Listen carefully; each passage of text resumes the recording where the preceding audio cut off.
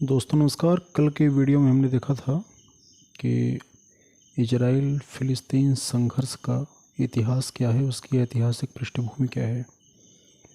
आज की वीडियो में हम ये समझने का प्रयास करेंगे कि इजराइल फ़िलिस्तीन संघर्ष के बीच भारत का दृष्टिकोण क्या रहा है, भारत का झुकाव किस तरफ अधिक रहा है, क्या संतुलन की स्थिति बनी थी या वास्तव में वर्तमान तक संतुलन की स्थिति बनी हुई है। हम इस पर एक क्रम से समझने का प्रयास करेंगे। ये दूसरी बात है कि इजराइल पर जो हमला हुआ है हमास के द्वारा, भारत ने ऐसे किसी भी आतंकवादी कृत्य की कड़ी निंदा की है और इसे स्वीकार नहीं किया है। जाहिर सी बात है, कोई भी लोकतांत्रिक देश होगा तो किसी भी आतंकवादी घटना की निंदा करेगा। भारत ने भी वैसा किया। लेकिन हम बात कर रहे हैं भारत फ़िलिस्तीन का संबंध, फ़िलिस्तीन इजराइल संघर्ष के बीच भारत का दृष्टिकोण। तो हमने देखा था कल के वीडियो में कि सन 1947 में संयुक्त राष्ट्र संघ में एक प्रस्ताव पारित होता है जिसमें यह तय होता है कि फ़िलिस्तीन का विभाजन कर दिया जाएगा। ये अलग बात है कि एक बड़ा हिस्सा फ़िलिस्तीनियों को मिलेगा और एक छोटा हिस्सा इजराइल को मिलेगा। इजराइल के ज़्यादातर लोग, सभी लोग नहीं, इजराइल के ज़्यादातर लोग इस विभाजन से संतुष्ट हैं, लेकिन जो फ़िलिस्तीनी हैं और जो अरब क्षेत्र के लोग हैं वे इस विभाजन से संतुष्ट नहीं हैं। इजराइल को एक देश के रूप में मान्यता मिली, इजराइल ने खुद को स्वतंत्र घोषित किया और अरब क्षेत्र के 5 देशों ने मिलकर इजराइल से युद्ध किया। इजराइल ने उन्हें बुरी तरह परास्त किया क्योंकि उनके पीछे अमेरिका का एक बढ़िया बैकअप था, एक बढ़िया समर्थन था। अब भारत फ़िलिस्तीन के विभाजन पर उसे ऐतराज़ था, उसने फ़िलिस्तीन के विभाजन के पक्ष में मतदान नहीं किया। भारत ने ऐसा क्यों नहीं किया होगा या भारत ने ऐसा क्यों किया होगा, अगर हम इस पर चर्चा करें तो हम देखेंगे कि सन 1947 में भारत का विभाजन भी एक धार्मिक आधार पे हुआ है। पाकिस्तान का निर्माण धार्मिक आधार पे हुआ है। तो भारत वह दंश झेल रहा है जिसमें वह देखता है कि धार्मिक आधार पे देश का विभाजन हो गया और एक नया राष्ट्र बनकर तैयार हो गया। हमें यह नहीं भूलना चाहिए कि इजराइल की स्थापना भी धार्मिक आधार पे ही हुई है। यहूदियों के लिए एक उनका राष्ट्रीय घर बनाने की जो एक उनकी इच्छा थी, जो उनकी कोशिश थी, उसी का परिणाम इजराइल है। तो भारत यह नहीं चाहता था कि धार्मिक आधार पे कोई और एक देश बने जिसको उसका समर्थन हो, इसलिए उसने फ़िलिस्तीन के विभाजन में उसने मतदान नहीं किया। अब हम अगर आगे की तरफ हम बढ़ें तो हम देखते हैं कि 1950 में भारत ने इजराइल को एक देश के रूप में मान्यता दी।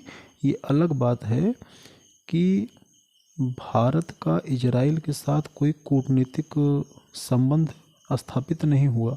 भारत का इजराइल के साथ कूटनीतिक संबंध स्थापित हुआ है सन 1992 के बाद।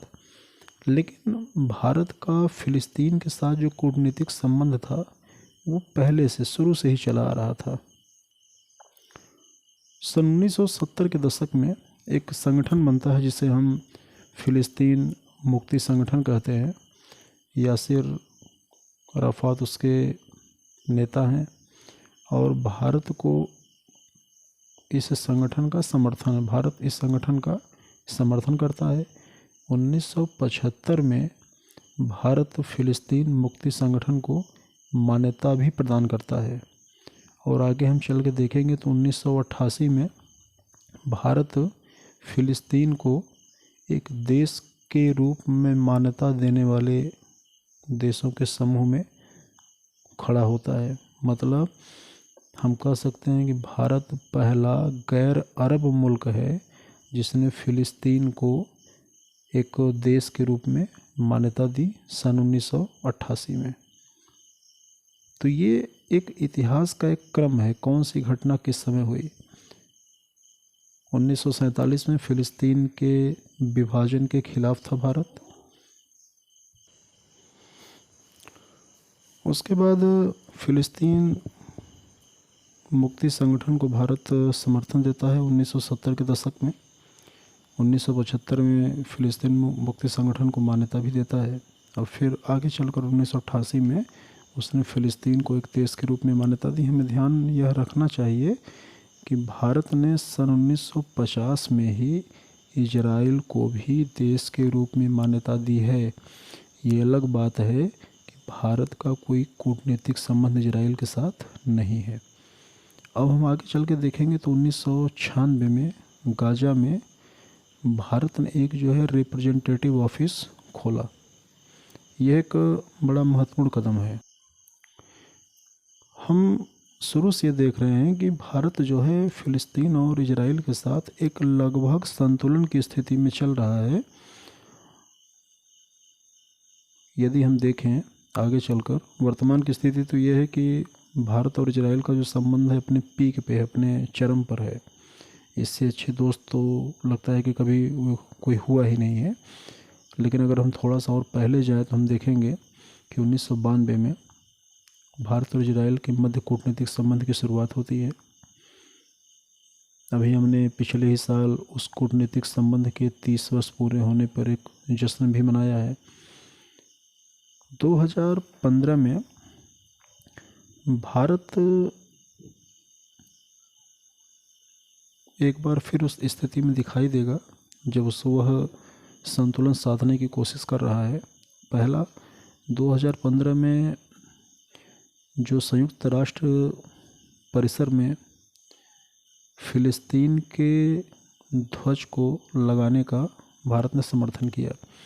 जो प्रेक्षक देश हैं उनके ध्वज को लगाने का समर्थन भारत ने किया। ये एक अपने आप में बहुत बड़ी बात है। इसका मतलब ये है कि आप जिस देश को मान्यता दे रहे हैं आप चाहते हैं कि जो है संयुक्त राष्ट्र संघ में उसकी एक अपनी पहचान हो, अपना एक स्थान हो और उसके ध्वज को उन देशों के बराबर ही सम्मान मिले जैसे अन्य देशों के ध्वज को मिलता है। यह एक बहुत बड़ी कूटनीतिक पहल है। इसे हम इस तरह से जो समझने का प्रयास करेंगे। दूसरा, संयुक्त राष्ट्र मानवाधिकार आयोग ने 2015 में इजराइल के खिलाफ एक प्रस्ताव पेश किया जिसमें ये कहा गया कि गाज़ा के इलाके के जो आसपास के जो क्षेत्र हैं वहाँ पे इजराइल द्वारा मानवाधिकार का काफ़ी उल्लंघन किया गया है। भारत ने इस प्रस्ताव के खिलाफ वोट नहीं दिया, इसके पक्ष में भी वोट नहीं दिया, उसने खुद को मतदान से दूर रखा। अब ये बड़ी इंटरनेशनल रिलेशन में ये बड़ी जो है विचित्र स्थिति होती है कि आप न किसी के पक्ष में हैं न किसी के आप विरुद्ध हैं। अगर हैं भी तो मन में है, खुलेआम नहीं है। तो भारत ने ऐसी स्थिति का लाभ उठाया और ख़ुद को जो है मतदान से दूर रखा। इससे न तो फिलिस्तीन के साथ हमारे संबंध ख़राब होंगे और इससे न तो जो है इजराइल के साथ हमारे संबंध ख़राब होंगे। तो इस प्रकार हम शुरू से देख रहे हैं कि भारत एक संतुलन की स्थिति में चलता है फिलिस्तीन और इजराइल के साथ। वर्तमान में ऑनरेबल प्राइम मिनिस्टर जी ने जिस तरह से इजराइल पे हुए हमले की निंदा की है उसका एक यह भी कारण हो सकता है कि यह एक आतंकवादी हमला है और कोई भी देश किसी भी आतंकवादी हमले का समर्थन नहीं करता है। यह प्री प्लान्ड हमला है, भावनाओं में बह के किया गया हमला नहीं हो सकता, क्योंकि एक साथ 5,000 रॉकेट दागना और इजराइल का जो सुरक्षा तंत्र है, जिसे पिछले 50 साल में इतनी बड़ी चुनौती कभी नहीं मिली, इजराइल के सुरक्षा तंत्र को तोड़ देना, उसको भेदना, ये अपने आप में एक बहुत बड़ी चुनौती है, बहुत बड़ी सुनियोजित ढंग से किया गया काम है। तो इसे एक मात्र आतंकवादी घटना कहना काफ़ी नहीं है। यह एक वॉर सिचुएशन है, एक युद्ध की स्थिति है। हालांकि अमेरिका ने भी फ़िलिस्तीन और इजराइल दोनों पक्षों से संयम बरतने की अपील की है, हिंसा न करने की अपील की है, लेकिन अमेरिका ने यह भी कहा है कि इजराइल को अपनी आत्मरक्षा का अधिकार तो है ही, और ये कोई भी देश कहेगा। तो आज की वीडियो में इतना ही। कल की वीडियो में किसी नए टॉपिक के साथ, किसी नए मुद्दे के साथ आपके सामने फिर उपस्थित होंगे। तब तक के लिए नमस्कार। चैनल को देखते रहिए, वीडियो को लाइक करिए, शेयर करिए, सब्सक्राइब करिए। नमस्कार।